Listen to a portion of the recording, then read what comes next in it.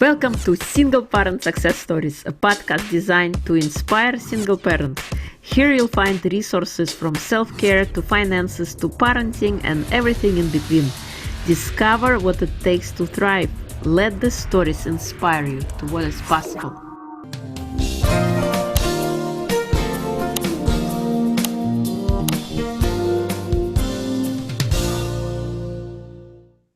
Hello and welcome to Single Parent Success Stories. Today we have a special guest joining us from Munich, Germany. Her name is Nadja Schwind. She's a happy mom of 3 girls and master yourself coach. Welcome, Nadja. It is a pleasure to have you. Thank you very much for the invitation. Yeah. So please share with us your story. How did you become a single mom? Was it a conscious decision? Was it an accident? What happened? I think it's a little bit an unusual story in the sense of I have been a single mom forever. I mean, I have 3 children, 3 girls. They all have the same father, but we never lived together. So that was like I grew into, my job as a single mom. That doesn't mean that I was always happy and it was not without struggle, but I don't know it in a different way, interesting wise. So if you ask me if it was a conscious or unconscious decision, I guess it was an unconscious decision. Why I have chosen him as a father for my children and this kind of lifestyle, because it comes also with a lifestyle. But so I have the 3 girls are 16, 13, and 6. So for that many years, I have been, in that sense, a single mom. Yes. Oh, wow. Must have been tough, handling everything by yourself. Actually, I always had a kind of help because I used to live in China for 10 years and I gave birth to my first 2 children in China. And in China, it's normal that you have like a help. So when Sophia was about a year, I got like more full-time helper. So that was really helpful. And I would always recommend, if it's possible in any way, to have some help. If it's financially not possible, I don't know, to have, a cooperation with friends or the grandparents. And then when I moved to Germany about 2015 and my third one came here, I always had an au pair. And first it was actually because I wanted to keep the language alive, the Chinese language. So I always had a Chinese au pair. But then it was like a 4th child. And then I decided to go with different countries. But it really made me a better mom to have the opportunity to have some separate time for myself and sometimes even go out and especially I think a lot of people, when they got separated, normally the kids have some father time as well, so we never had that. And also especially for the moms, if they're separated and the kids have some dad's time, really enjoy the time and appreciate it comes a little bit like with an advantage of being single, if the dad looks after, because I think we need that. We need that time out of being a mom. I mean, I always felt like the responsibility, even if I'm at a workshop or I give a workshop. But with the help, it made it much easier. But the emotional struggle was much more challenging for me, I think. I feel like every girl brought a present for me, a little gift. So with my first child, with my first girl, I became a child again. So I was just like running around with her and climbing up I don't know how you call it, not the trees, but wherever. So I was really like doing something what I didn't have as a child as much. And then with the second one, I became a mom. And with the third one, I became a woman. And I really felt the difference, in the process of becoming a mom. And especially at the beginning, I think the emotional struggle was because, there's no test, no driving license test, no mom's test, which you have to pass. And then you say, oh, you can do that. So it is like, I think a lot of moms don't know what they have to expect with getting children, because it is really emotionally, it can turn you around, especially when you have a teenager, I can say already. No, but I think the emotional struggle, because I was not probably mature enough, I was not ready enough, and how to handle that. So I think I also made a lot of mistakes. Sometimes I also asked for help, for advice, maybe from wiser women than I was by then. um, I have, for example, one example, like if the girls are really getting into a fight or they get really emotional and I did not know how to handle it. I think in the earlier days, I said, like, go to your room. And that was not the right thing, because then the room is connected to something negative. So what I learned in that time was like, okay, I need a time out now because I don't know how to handle it. So I should find my space, maybe in my bedroom, and say, okay, I need 5 or 10 minutes, and just, go and just calm down, and then I come back into a situation. But I had to learn that. And sometimes when they fight, I was really, it really got into me. Maybe it was because my parents fought a lot when I was small, so I got like remembered about that. But still, even today, if they fight, I can't handle that very well. I think it's important to have a good fight culture at home. So, in the family, it's much easier to develop that fight culture than outside of the family. But there are certain things, which happen unexpected. I think you can't prepare to be a mom. Even the more the books you read, the stories you hear, it will just hit you during the years here and there, and that you think, oh my God. Yeah. It hit you like a tidal wave. Yes, actually it did a few times. And I really, the biggest, I think, challenge is the emotional triggering what comes with children, and how we react to it. That's right. Yeah. Well, I love how you said like fighting etiquette. This is how Yes, we fight, yes. and this is how we handle when we fight, and we need some time off. And I think Yeah. it's good that you show your kids example, when they have these big emotions. Yes. Mommy needs a timeout. You're also teaching them how they will handle it if something like that happens. Yeah. But giving themselves a little bit of space, a little bit of room, instead of making a rash decision or screaming, because Yes. screaming just gets you aggravated, and it doesn't solve anything. They get aggravated. So Yeah. now we're all broken Yes. and don't know what to do. I mean, it happened as well, right? It's not that that didn't happen. And what I thought was really interesting, that, I mean, the kids are like an upgrade from ourselves, right? So they are like if I'm 3.0, they are probably 10.0 or something like that of me. They're my version. Especially my oldest, she became such a strong woman with young woman, yeah, with 16. And sometimes when we have an argument, she is stronger in the argumentation, and just the way she is. And I'm really saying, oh my God, I mean, sometimes I'm this little child and she tell me what, not always, yeah, but we had a few situations like that. And it helped me to say, wow, I mean, it's great that she developed this characteristic and this ability, to do that. But I felt in that moment, oh, I'm not in my adult me. So, okay, what do I need to really step into my adult me again? So, and I thought it only happened when they were small, but now it actually happened all the time. And I don't know if you into your moms, they have older kids like 20 or 30. I don't know if maybe it still happened, in that age. So I think I don't know if it will ever stop. It's a growing process, right? And I think it's to take it with humor at one point. I mean, in the situation, it was not that funny. I mean, I'm sure you have experience with that as well. But it's a learning process, and we will never do it exactly right how the kids need it and want it. The human being on Earth, I think it's for growing experience. So, but I don't know, how did you handle things like that? What is the fighting etiquette? Isn't it a nice word? Fighting is really nice. You created it. Fighting etiquette. Well, I How just is got it? it from you. No, I said like the fighting culture, I think, A and you culture. changed it into, yeah. So how is fighting in German? Is like Streitkultur. I don't know how it's how really it is the nice word to translate it. Yeah.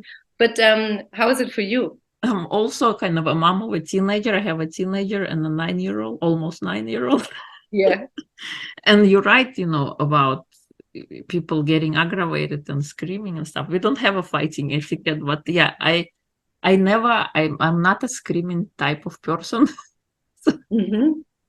I'm also not screaming, but I think I raise my voice and then Yeah, they know.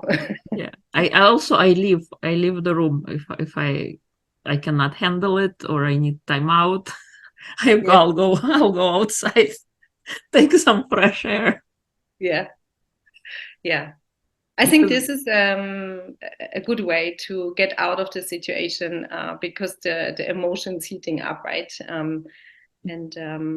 And because of I was for so many years like a more or less single mom. I thought a lot about because they are like mirrors to us.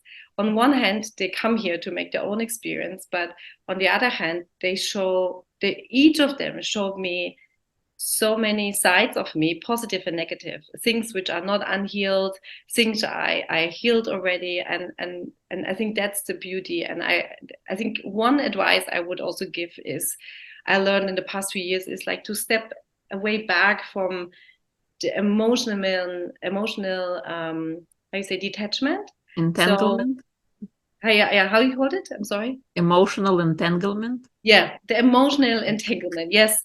And to step away back and really take a deep breath and see, okay, what is the responsibility? And I leave with the child, and what is really, my mirror. I look in, and it shows me maybe where I can have a second look and see where I can have some more healing, or why did I react like this. So that was very interesting for me, because I went with a roller coaster, right? Especially my oldest one. I think there's like a certain pattern, right? The oldest one is like the role model, and you go through everything. So the sandwich child has the sandwich child position, but you do, I have to say I didn't go as much with her, but with the first one, I went up and down emotionally. And I mean, it helped a little bit, but not really at the end. So when I learned really to step back and leave it with her and give her some advice, and also she doesn't want to have a coach, which I had to learn as well, because I have a lot of great advice.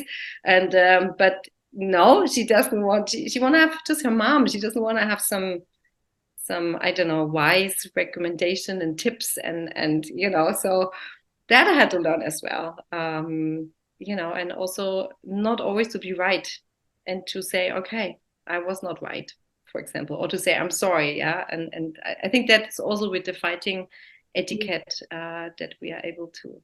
I'm sorry, I think it's pretty big, getting not always trying to be right, but acknowledging when you made a mistake and when you should say Yes. I'm sorry, and Yeah. saying that I'm sorry. So Yeah. they are hearing it so that they can then learn themselves. Yeah. Yeah. And so we also had some dark times, and if I look back, probably I could say I'm probably have not handled it in the best way, but we always handle it in the best way we know at the time. And looking back, it's always easy, and to trust that it maybe also belong to their journey, to grow with it. And so yeah, I mean, I could go on and on and tell you more about it, what I have learned in the motherhood. But for example, also in Corona, it was what I learned is like to have the home base. Often we as a woman, we are like the nurturing person, right? If we are in our female energy, then it's like the nurturing part, and we create the home base. So and especially as a single mom, it's even more, right, that when the kids are with us and with me there all the time, it's like to create this home base where they can feel safe. But we only can do that if we found the base in ourselves. So that is like was also a journey to. I was a little bit lost, on in these 16 years. I defined myself more about being a mom and not so much about a woman and what else, and working. And I think it's one advice also I always give to other people is like the biggest responsibility is that you are a kind of happy and satisfied. I mean, happy is such an easy word. It's not just light and love and whatever. Yeah, it's really because if you're in a good place, it's the best place you can be a good mom for the children, be a good co-worker for your colleagues, be a good friend for your friends or partner. And I did not know that at the beginning. So in the first 3 years, I was just be there for the kids. You know, when they make a moo, I was just like jumping, and I was like this little, I don't know how you call it. In German, it's like Klucke, you know, you have this bird and who has this, you know, very tight and like controlling and whatever. So I also learned Helicopter mom. Yes, yes, yes. So I was that as well. So you know, all the cliches and all the stamps, you know, I probably touched some of them to make the experience say yes, it works, no, it doesn't work. And so I don't know what was your experience, but if it actually is really nice that you asked me that, because I never really go back and think about, you know, like the process and the growing was in there, and where did I start and where I'm now. I think, wow, fantastic, you know. I mean, if I look back now, but in between, I think I was just like, oh my God, I mean, this is the responsibility for your whole life. I mean, you can't give them up, you can't do anything, you know. I mean, that's it. You have decided, you said, oh yes, you want to be a mom, and it must be so great and nice and to cuddle, and when they grow up, and it's that, but it's a lot of other things. I wanted to say shit, but it's maybe, yeah, it's really is a lot of struggles and difficult things are going on as well, and they come with a package. But when we don't read the contract what we signed, you know, to be a mom, we only see the nice things which come, and actually is a lot of things. But you said, going back to the single mom, so it's yeah, it's especially, I can picture, I don't know how it was for you, when you struggle with the emotional part of a separation, and then you should be strong for your children. I think that's a big challenge as well. But I had that because we are not together anymore. So I don't know how it was for you. For me, you're so right, you know, about making the person yourself happy, because then they can create that home base. Yeah. For me, I was just kind of a shell living an outside experience, meanwhile being broken on the inside and operating on batteries. I called myself a soldier who went to war that never ends, because you have to be on all the time. Yeah. Just performing mechanical things, like my son was just born, so I was his food supply. Mm-hmm. And that kind of the thought that kept me going. Everything else, I was not in it, I was out of it. I felt very miserable on the inside. On the outside, everything looked fine. Yeah, I have a job, I have this and that, but inside I wasn't really there. I wasn't really happy. I was living in this fog of unclarity, and feeling not good enough, feeling broken, oftentimes having suicidal thoughts. And a breaking point came when I was standing on a train station and missing the train by a couple of minutes, and breaking down and crying and asking myself, do we just come here to suffer? What's the point of this rushing anyway? Feeling rushing every day, getting closer to a death while not feeling alive. Yeah. And I decided I could no longer live like that. And so that was kind of the straw that broke the camel's back. And I decided from that moment on, I wanted to change my life. I didn't know how yet, but however I was living wasn't really working, because I wanted to have more energy for the kids. I felt like my best self went to work while my leftovers were for the kids. Yeah. And I wanted to shift that. So that's when the change, making a decision of changing my life, happened.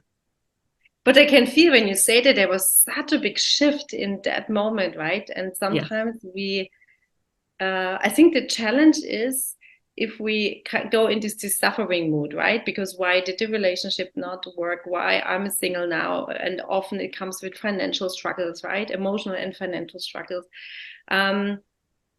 Sometimes we go down the spiral quite a lot, and it's beautiful what you describe, right? To have this moment of where it, you know, you go up again, and sometimes we wait too long for that moment, and it's difficult to catch the moment before and say, okay, what I'm doing now with my life, so I'm a single mom now, what is in there, what advantages, it's not just disadvantages, what advantages do I have? Yeah, but not everyone is like, just okay, let's be a happy single mom. Yeah, so it's interesting how you say that really the shift comes, because even like I'm a coach, and when people come to me, we often need this rock bottom situation, right? Or this reason of 10 out of 10 to go up again. And it's really beautiful when you say that. I can feel that it was such a beautiful moment, where it's empowering, right? Very empowering. Yes, yeah. And you're so right. Oftentimes we take a long time to get there because you associate yourself. I was someone else's mom, I was someone else's spouse, but who am I now? So I had that question, kind of a loss of identity. Yeah. And redefining who you are and picking up the pieces and figuring out what it is that you want. Yeah. Creating new set of habits, new types of routines that now you're going to do by yourself on your own. And also figuring out what normal is, because everywhere I looked, I saw complete families with husband, wife, and kids. And there I was this weird outlier. What am I going to do next? I wish I had a time machine so that I can run in front and see what steps or what choices do I make now that are going to be beneficial down the road. But we can never know looking forward. We can only trace, put the circles back together, or paint the past backwards, how everything kind of shifted. We can reflect, but we cannot predict. But we can only create our future by being present in the now. And because every single moment we're creating that future, and the thoughts and ideas that we have and the values that we experience, they are going to determine what kind of life we have. So if we're stuck in the perpetual victim mode of regurgitating the past over and over again, oh, this person did this, why did I make that choice? We are not, how they say, the mind that created the problem is going to never create a solution. You have to change your mind to create something different. Yes. So we need to have that kind of breakdown or disentanglement of pieces then to put ourselves back together again. And I actually discovered new things I didn't know I had as a result of this. That's the beauty, right? We would, without a separation, we would never experience that. Actually, there was a woman, and I think she also spoke about that, like, I have chosen to be a single mom. And when she said that, I was so angry at the beginning, right? But if you see life, like you said, the choices we make for someone, or a yes or no. And I really love Dr. Joe Dispenza. I was there last year, and it was also about exactly what you said, that the thoughts create like the hologram. We are here, so whatever we decide and think we are, and who we are today, we can change. We can at all time change to a new identity, but it not in the unconsciousness. So we have to bring it up to the conscious mind. And I think what you do is beautiful, because I think we bring also hope and the positive side, or the advantages of what is in there. If you separate it, it comes also with some winnings, right? With some positive things. And so that's beautiful. What I would love to add is also, if two adults go separated ways, and they still stay in their parenthood, but not in a love relationship, there's always a lot of anger and hurt and whatever. So what helped me a lot, because I thought a lot about the relationship, there were enough things I could put my finger on, the father, and say whatever, but the peace, really the deep peace, came when I took it back and thought about what was my part that relationship did not work. And that was actually shocking at the first moment, because I thought it's just him, so of course. And how big my part in this was as well. And who was I, at that time? And did I make a good partner? Was I a good woman on his side? And now looking back, I would say it was right at the beginning. It was right at the time, but compared to today, no, I was not. And you know, we were there to create these incredible, beautiful children, you know, and I'm thankful for that, you know, because, and also he taught me so much. He was like the master of the universe for me, you know, because I grew on this whole story so much, and it's a very different story, which I won't share now, maybe one day in a book, but it's we decided for that person to be the father of our children, and that means unconsciously we decided to be connected for the whole lifetime, you know, and finding peace, inner peace with that person. It doesn't matter what he did and whatever, because even if the man did a lot of things, it's not about that. It's like we allowed it, right? We to do that. We stayed maybe long enough in this relationship, and it's about to bring the peace and to how you say, honor that he's the father of the children because we choose. And with that peace, I think the kids feel that as well. You know, that there is like some peace between the parents, even if they are separated. And because a lot of this emotional anger, and it doesn't do good. I think it takes a while, and some grief is also okay. It's like when a person dies, we need grief for some time.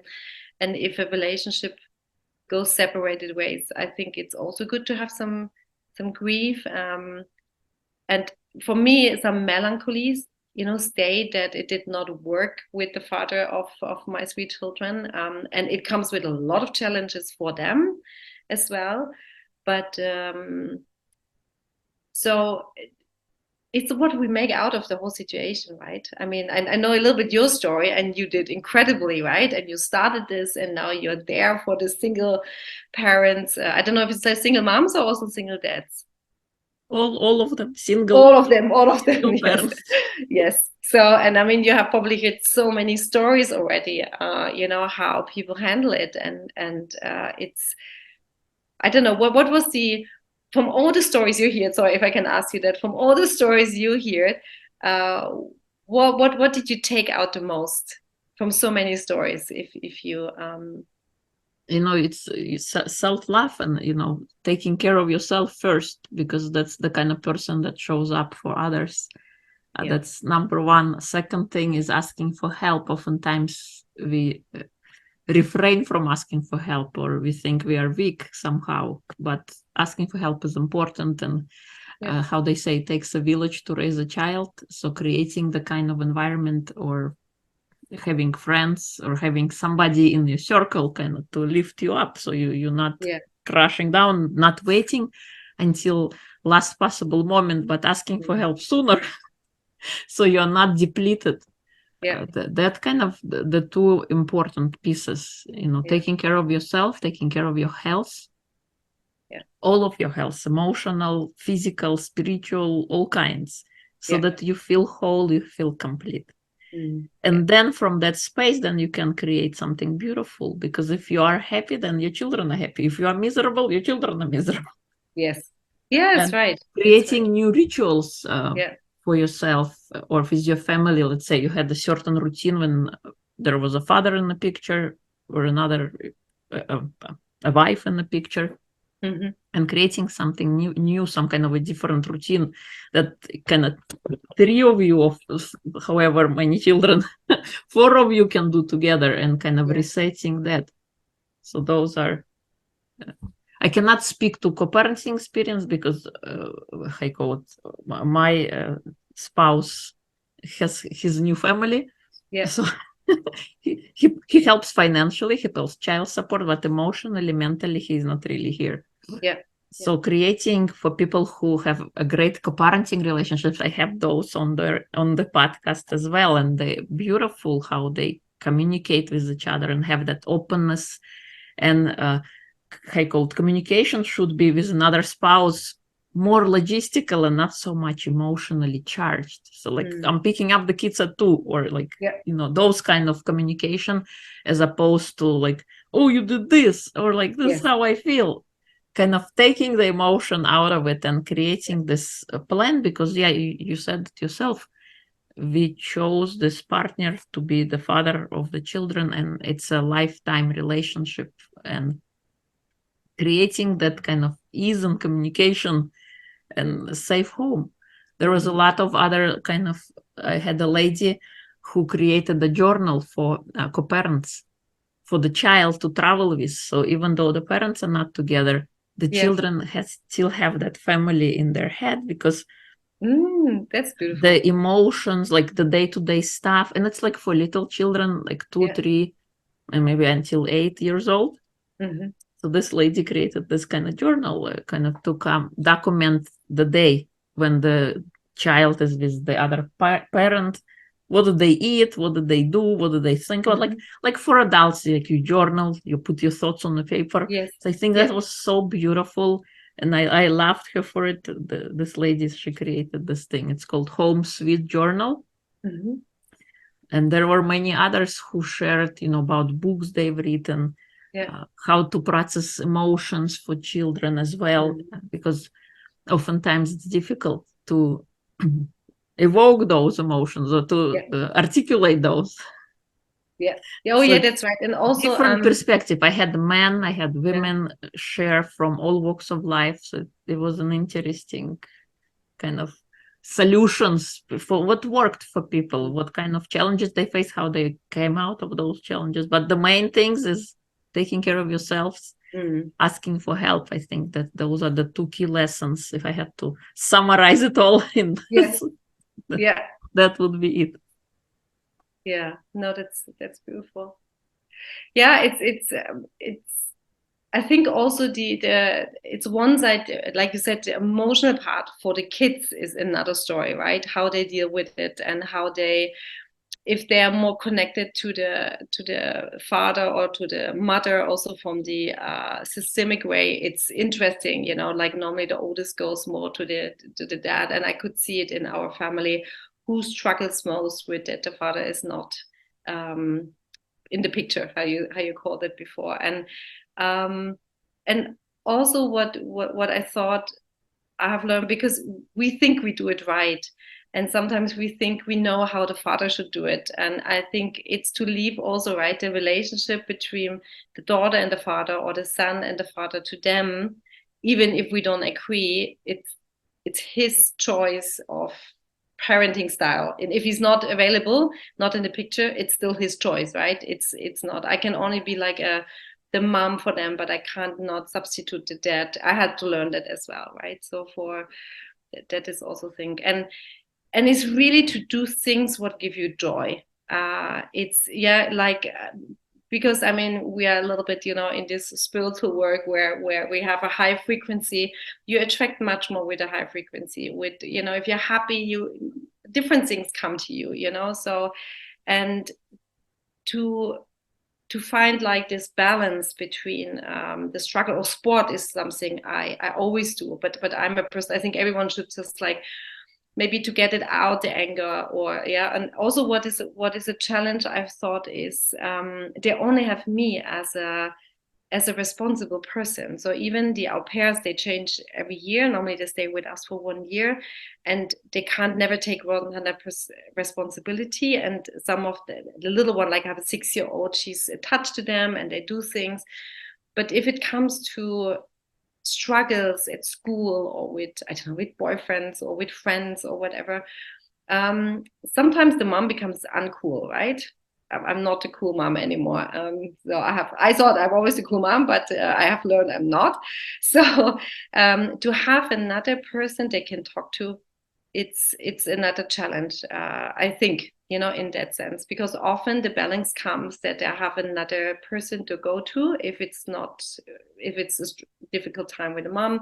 Sometimes they tend to be a little bit more with the dad, but I don't know how it's with your boys, but it's like so there's no new partner in my life where they could, so it's having this one person, and if this is not cool at the moment, then they still need to have another adult figure, or I don't know, what is your experience with that? So that I experience in my family as well. The sisters sometimes talk with each other, which is quite nice because they're like 16 and 13. But I don't know how it was for you. Yeah, like having another sounding board. Yeah. So how was it for you? I oftentimes because I think we are the single parent, children show us the good, the bad, and the ugly. Yeah. You could have one personality out in public, but you get to see everything. You get to see the meltdowns, you get to see the screaming, you get to see like the whole spectrum of emotion. And just like you said, we want to create the safe space for them. And sometimes you have to seek within yourself. What do they need most right now? Do they need, like, when they scream or when they have a meltdown, do they just need a hug? Yeah. Instead of a coach, or somebody screaming back at them, because they are so overwhelmed by their own emotions, they cannot handle it, so they are looking for you as a safe harbor, to come and show you this. And how do you react to that? Do you kind of keep your cool and give them the hug that they need, even though they're screaming and they want to fight, so that they can calm down? I don't have, like, my mom helps me with my kids, but they oftentimes they'll still come to me with a negative or positive or whatever. There is nobody else to to talk to. Yes. Yeah. So, but it's also a growing process, right? How to deal with themselves, to find by themselves a person they can rely on and talk, or and I always felt like, I don't know how to put it in the English word. It's like they I don't own them. It's like I'm there to guide them, So I think it's also to take the time to see who they are, what characteristics they have, what they're opening a little story with them, right? So how, if it's the first, the second, the third, what relationship I had, how much time I had with them, what are the characteristics, they're so, it's, if we really take the time to see them, and it's like this, not to see them with the eyes, to really feel them. And we are incredibly good in really knowing what to do in that time. If we really clean up all our SC, SCIT, the bad word. If we really clean it up, so I don't want to clean up our own garbage. Yes, the garbage. Yeah, that's a good one. If we really clean it up and grow in that, and find the time to really see them, there's so much beauty in these children, right? And what they teach us, and who they become in this world, and to it's not so much about we are broken and we are our self-confidence and self-love. It comes to that, but it's not about that. It's really to step back and don't take all that personal, and really step into this adulthood and take responsibility. And we can, you changed your life. What I know about you, you made a beautiful life also out of what happened to you, or how life happens to you. But it's a beauty to see these children, how they come to this world, and then how they grow up, the struggles they have, and the joy, and I don't know, there's a deep beauty in that as well, if we really take the time, take a deep breath, and don't take everything so incredible seriously. Of course, if we struggle financially and emotionally, it's difficult, but sometimes we really put the trauma on it as well. So it's to see the advantages and the growing potential, and I think that's really important. You're right. What do you think is the most important trait to instill in a child?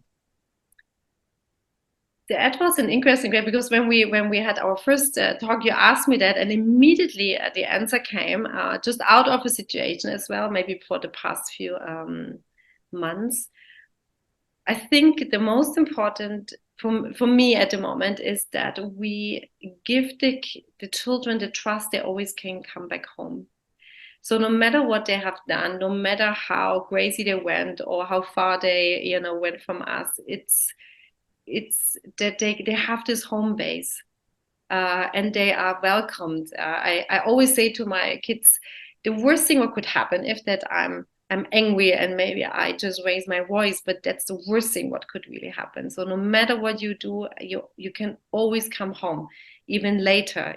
I will always have an open door. And I spoke with my oldest daughter about it yesterday, and she said, "Oh, mom, that's interesting.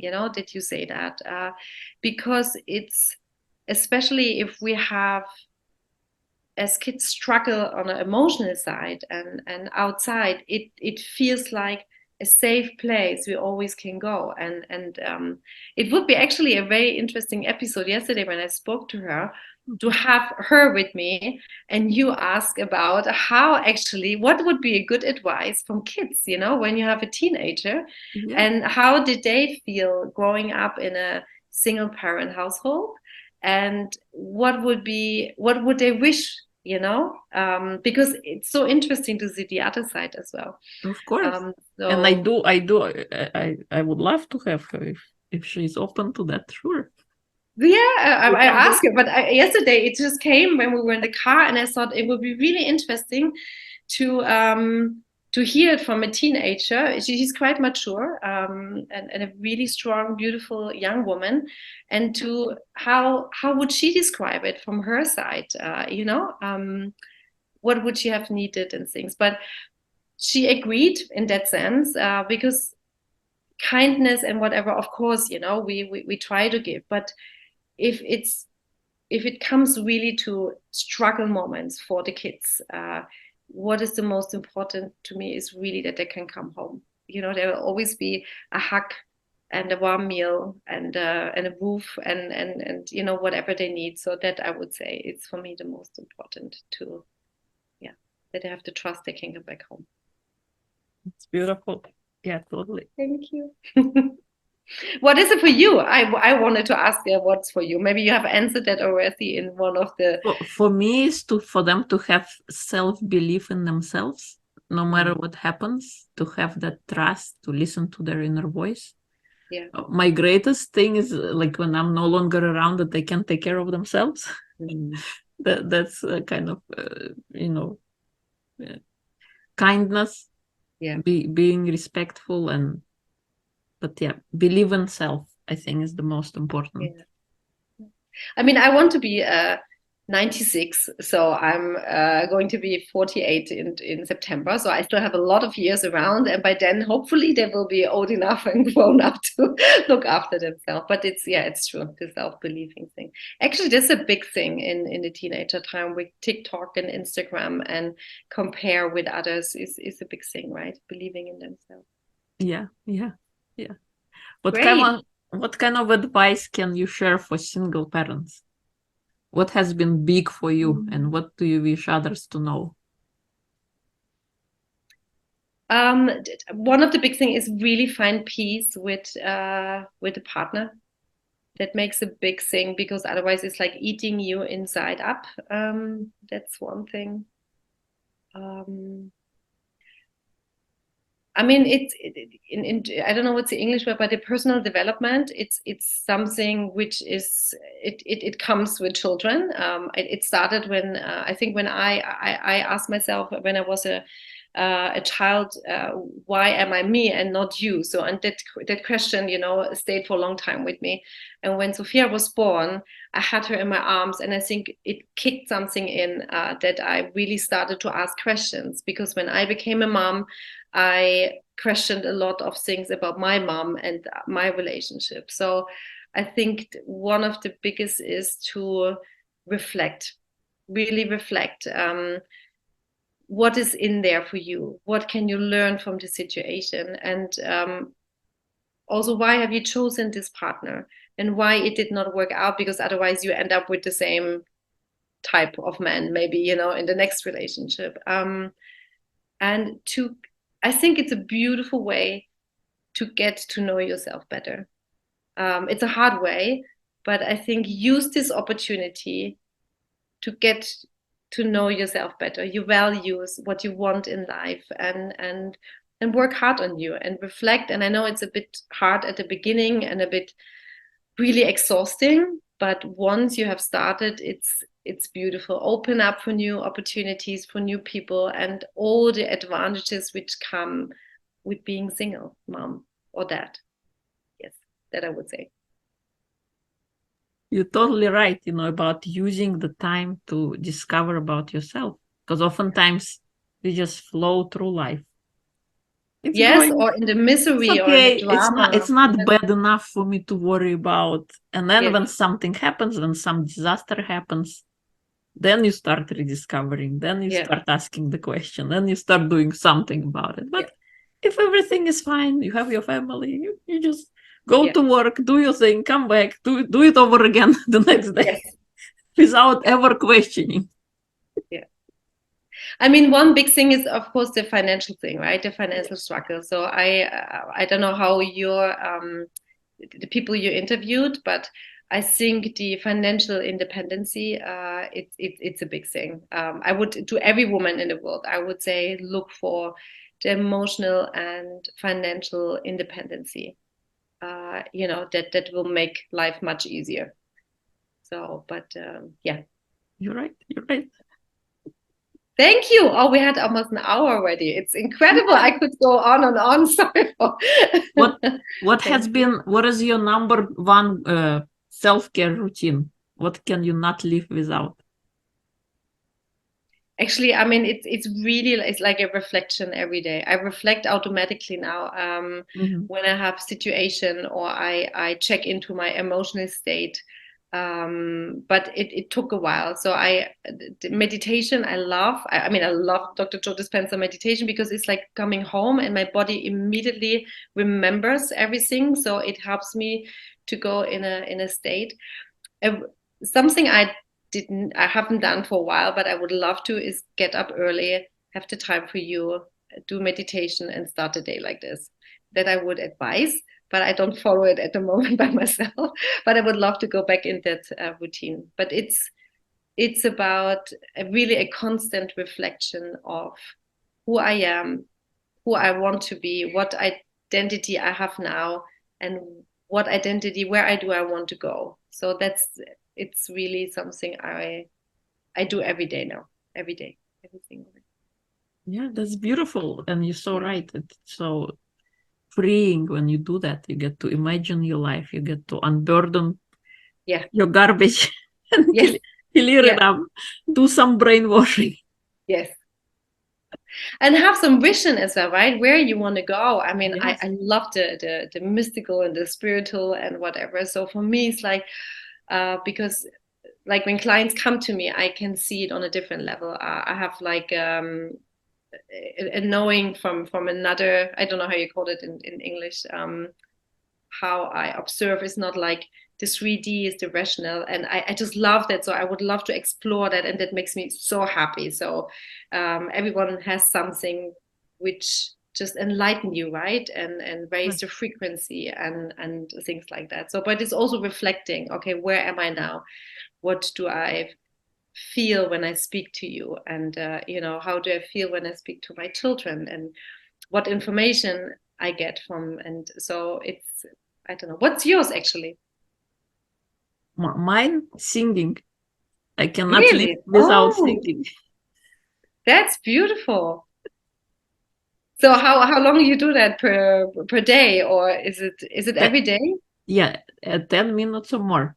And of course, I do meditation and I do walking and other things like journaling and Yeah, imagining and all that stuff as well. But I say singing is something I cannot live without. that is beautiful. Okay. And this is a new thing I discovered after becoming a single parent. Oh, okay. Oh, okay. That's interesting. That's beautiful. And Yeah. what kind of music you sing? Oh, anything besides rap and heavy metal. So Okay. open. Okay. Different languages: Yeah. English, Italian, French, Spanish, Okay. Russian, you name it. Yeah. Ah, that's beautiful. I mean, I know I'm not that musical person, but the girls play piano and they sing, and it always makes me happy if they do that. Yeah. In the morning when I make breakfast and they practice the piano, it brings such a joy. That's right. So I think even singing, if you sing by yourself, must bring a lot of joy to the Yes. whole system and the water frequency in our body, right? I guess. Yeah. I, Yeah. I say do something every day that sets your soul on fire. Yeah. 10 minutes I or don't more? know about every day. That's quite a challenge, but I take that from my life as well. Okay. I will set a challenge for myself to set my, like every day have something to set your life on fire. Did you say it like this? Your Your soul on fire. soul, or your soul, the soul on fire. Okay. Yes. That I take with me. Thank you.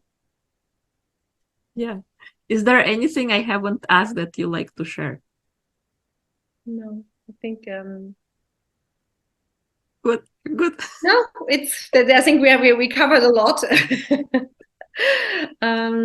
No, it's Awesome. just enjoy also being a single mom, right? Yeah. It comes with a Look lot of, at positives, not just the negatives. yes. And also at one point start to date again. Yeah. And really celebrate being a female, being a woman. Um, I think that I would, no matter how old you are, I think end of 40s is a beautiful age. So for going out, meet new people, and really feel as a, the feminine energy and being a woman again, that we should not forget when Yes. we are trapped in the being a mom. So right. So right. Yeah.